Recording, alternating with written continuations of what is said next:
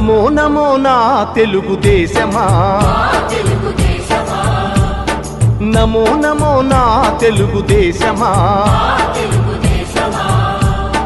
నందమూరి గుండె నుండి పొంగిన ఆవేశమా, స్వర్ణాంధ్రను నిర్మించగా సాగే ప్రస్థానమా.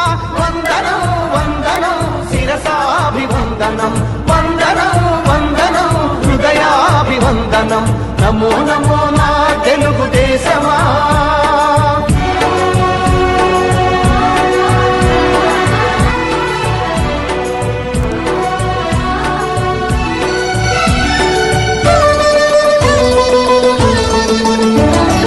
పొలిగట్టిన తెలుగువాని పౌరుషాస్మి రగిలించగా, పొడగొట్టిన తెలుగు పేరి ప్రపంచాన.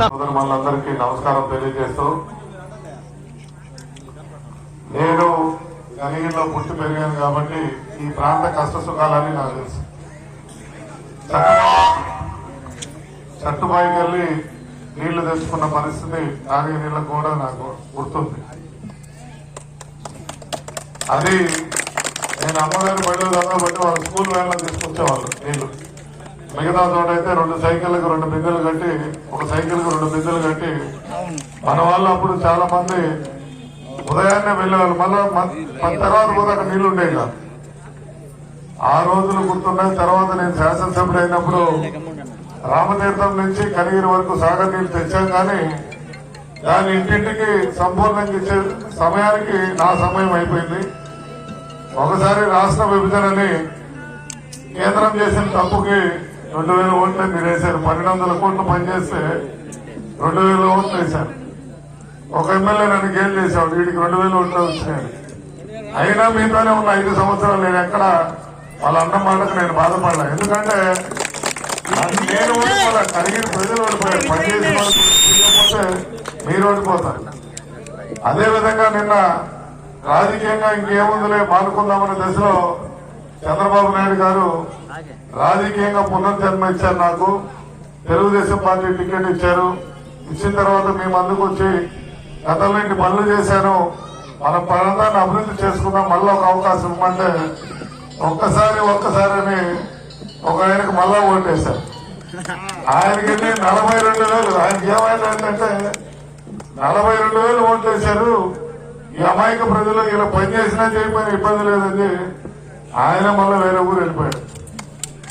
నేననేది ఒకటి గుర్తుపెట్టుకోండి, మన బిడ్డల భవిష్యత్తు గురించి ఆలోచించండి. ఈరోజు మీరు ఇచ్చిన పొలాలు లేకపోతే ప్లాట్లు కాదు, ఈ ప్రాంతంలో మనం జీవించే విధంగా ఇక్కడ వనరులు మనం నిర్మించుకోకపోతే గ్రామాలన్నీ ఖాళీ అవుతున్నాయి. తర్వాత కనిగిరి కూడా ఖాళీ అవుతుంది. పేద ప్రజలు ఇక్కడ మిగిలిపోయే పరిస్థితి ఉంటుంది. కాబట్టి మనం తాగునీరు ఇంటింటి కొలాయి తెచ్చుకోవాలి. ఇల్లు లేని నిరుపేదకి కొన్ని పట్టాలు ఇచ్చాం. ఆ రోజు 3,500 పట్టాలు ఇచ్చాం. ఈ రోజు ఆ ప్లాట్ అమ్ముకున్న 5 లక్షల నుంచి 8 లక్షలు వస్తాయి. ఎందుకయ్యా నువ్వు పట్టాలు ఇచ్చావు అందుకే నీకు ఓటేయలేదంటే అది కాదు. ఒక ఇల్లు పట్ట కానీ ఒక ఇల్లు ఉంటే ఒక సామాన్యుడికి భరోసా. అది నాకు ఇల్లు ఉంది, నాకు ఏదైనా కష్టం వస్తే నేను కాగితాలు పెట్టుకోనో లేదా అమ్ముకోనో నా బిడ్డల. గవర్నమెంట్ హాస్పిటల్ అయితే ఏసీ చేయించాను. ఒక రోజు వెళ్ళినప్పుడు పసిబిడ్డ మంచి ఎండాకాలం ఇదే టైంలో హాస్పిటల్లో మనకు తెలిసిన వాళ్ళు ఎవరు డెలివరీ అయితే నాయకులు చెప్తే అక్కడ హాస్పిటల్కి వెళ్తే హాస్పిటల్ ఆ రూమ్ లో ఉండలేకపోతున్నారు. ఫ్యాన్ ఇసరికారు తీసుకొని అల్లాడుతుంటే ఆ రోజు దాతల సహకారంతో మనం ఏసీ వార్డులుగా మార్చి బ్రహ్మాండంగా డెలివరీ జరుగుతూ ఉంటే దానికి మద్దు డాక్టర్ లేదని కారణం చేత 10 సంవత్సరాల నుంచి హాస్పిటల్లో ఒక్క సర్జరీ కూడా జరగడం.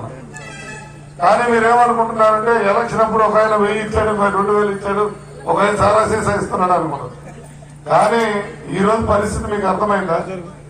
ఈ రోజు మనకు బిడ్డలు పడుతున్నారు, మన బిడ్డలు పెద్ద అవుతున్నారు. వాళ్ళు పెళ్లిళ్ళు అయిన తర్వాత గర్భిణీ అయిన తర్వాత హాస్పిటల్ పోయి ఆపరేషన్ చేసుకోవాలి.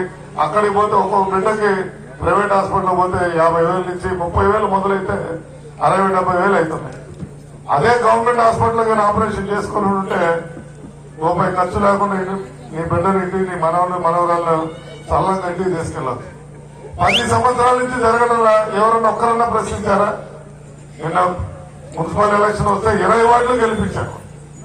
ఎమ్మెల్యేకి వస్తే 42,000 వేశారు, ఆయన పట్టించుకోవాలి. 20 వార్డులు గెలిపించినాడు పట్టించుకోవాలి. కాబట్టి ఆలోచించండి, మనకు వచ్చేది 5 సంవత్సరాలకి ఒక ఆయుధం. ఆయుధం ఏంటంటే ఓటు. కిలో టమోటా కావాలంటే 3 సార్లు పాపం ఆ పండించిన రైతులు బేరాలాడి వాడు సాగుపడతారు. కానీ 5 సంవత్సరాలు మన జీవితాన్ని ఇబ్బంది పెట్టే, మనల్ని పరిపాలించే నాయకుడు ఎట్లుండాలని ఆలోచించకపోతే ఈ సమస్యలు వస్తాయి. మరి ఇక్కడ ఈ మిల్లులు వాళ్ళందరూ ఉన్నారు. ఆ టైంలో మిల్లులు రైళ్లు అయితే జరిగితే నేను ఏమన్నా ఫారెస్ట్ డిఎఫ్ఓ ఎవరుతానని మాట్లాడేవాడు. ఇటీవల ఒక అవాయిసం పడి ఇక్కడ ఫైర్ జరిగితే కనీసం ఆదుకున్న నాదుడు లేడు. అయ్యా నేను ఏదైనా సాయం చేస్తాను అదేని పంపండి అంటే, ఏం మనం తొత్తులమా? మన ఓటేసి గెలిపించిన పాలకులు మీకు సేవకుడిగా ఉండాలి. మీరందరూ ఓటేస్తే ఈ కుర్చీ ఇక్కడ మాకు ఇస్తారు. మీరు ఓటేయకపోతే మేము కింద తిరుగుతాం, మేము 10 ఏళ్ళ నుంచి కింద తిరుగుతాం. ఇక్కడ ఎక్కిన వాడు మనల్ని కాపాడి మన బిడ్డల భవిష్యత్తు మనకేదో మేలు చేసేవాడిని ఎన్నుకోకపోతే, ఈరోజు పోసుకోవడానికి అని ఉన్నాడు ఎగ్జాంపుల్ ఎవరు, ప్రతి వాడి తెలుసు అందరికి మంచిది, కానీ డబ్బులు ఎవరు టికెట్ సేవ చేయాలని ఆయనకుంది. ఎవరు ఫోన్ చేసిన ఎప్పుడు 5 నిమిషాలు పోలీస్ స్టేషన్కి వస్తాడు, ఏమది ఇదని తిరిగి అన్ని చేస్తాడు. కానీ మన ఎలక్షన్ రోజు డబ్బులు కావాలి. కానీ డబ్బు దేవుడున్నా పనికి ఈరోజు ఒకటి ఆలోచించండి. గవర్నమెంట్ హాస్పిటల్ 10 సంవత్సరాల నుంచి డాక్టర్ లేకపోతే పట్టించుకోలేదు. కానీ ఎలక్షన్ అప్పుడు వచ్చి 20 కోట్లు 50 కోట్లు పెట్టి మళ్ళీ వాళ్ళు మనం కొనుక్కొని వాడు మళ్ళీ 5 ఏళ్ళు వాడు పని వాడు చేసుకుంటాం. అట్లా కాకుండా మనం పరిపాలించుకుందాం.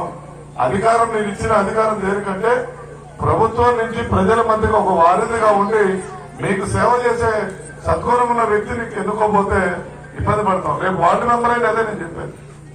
కౌన్సిలర్ అయినా లేకపోతే మండల అధ్యక్షుడైనా డిప్యూటీస్ అయినా ఎమ్మెల్యే అయినా ఎంపీ అయినా మన అటువంటి వ్యక్తులు ఎన్నుకోవాలి.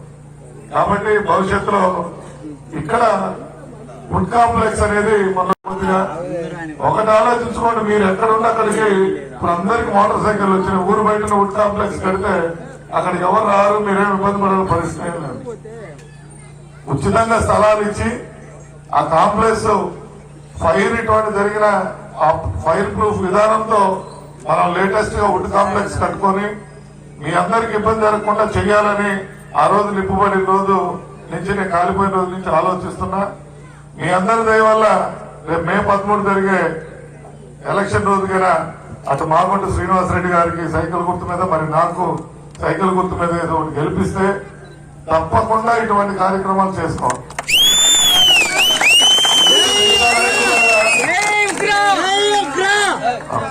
మిగతా నాయకులు నేను చెప్పాను కాదు. పాలేటిపల్లి రిజర్వాయర్ 1906 నుంచి ఆగిపోయింది. ఆ చెరువు మొదలు పెట్టడానికి పోతే ఒక ఆయన చూసి నన్ను ఏమన్నా అంటే, అయ్యో నీలాంటి వాళ్ళు చాలా మంది చూసినాం, మా తాత కూడా నీళ్ళు ఆయన తెచ్చిపోయాడు, తర్వాత మా నాయన పోయినా మేము పోయేదాకా ఇది కాదులేని చెప్పాను.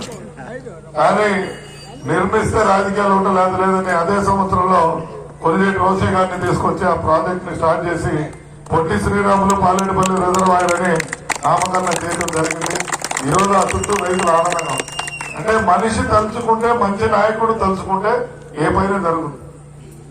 ఈరోజు గతంలో నాగార్జున సాగర్ కుడికాలు వచ్చుంటే మన ప్రాంతం ఎంత బాగుపడేదు. ఈరోజు అర్బన్ కాలనీ ఇస్తే బ్రహ్మాండంగా ఉంటున్నారు, అక్కడ అద్దెలు కట్టుకోకుండా ఆనందంగా బ్రహ్మాండం. నా సంకల్పం ఒకటే, ప్రతి వాడికి ఇల్లు ఉండాలి. ఎవరు కనిగిళ్ళు అడిగినా మాకు ఇళ్ల పట్టా ఉంది, నాకు ఇల్లు ఉందని చెప్పి అనే విధంగా రాబో 5 ఏళ్ళు మనం చేసుకుందాం. రోడ్లు, డ్రైనేళ్లు, మంచినీళ్లు, ఇవన్నీ కాన్సెప్ట్లన్నీ కూడా చేపిస్తానని చెప్పి, సాగర్ నీళ్లు ప్రతిరోజు వచ్చే విధంగా ఈరోజు డబ్బులతో కాకుండా ఇంటింటికి వచ్చే విధంగా గత రాబో 5 ఏళ్ళలో చేస్తానని సెలవు తీసుకుంటూ సెలవు తీసుకున్నాను. జై హింద్.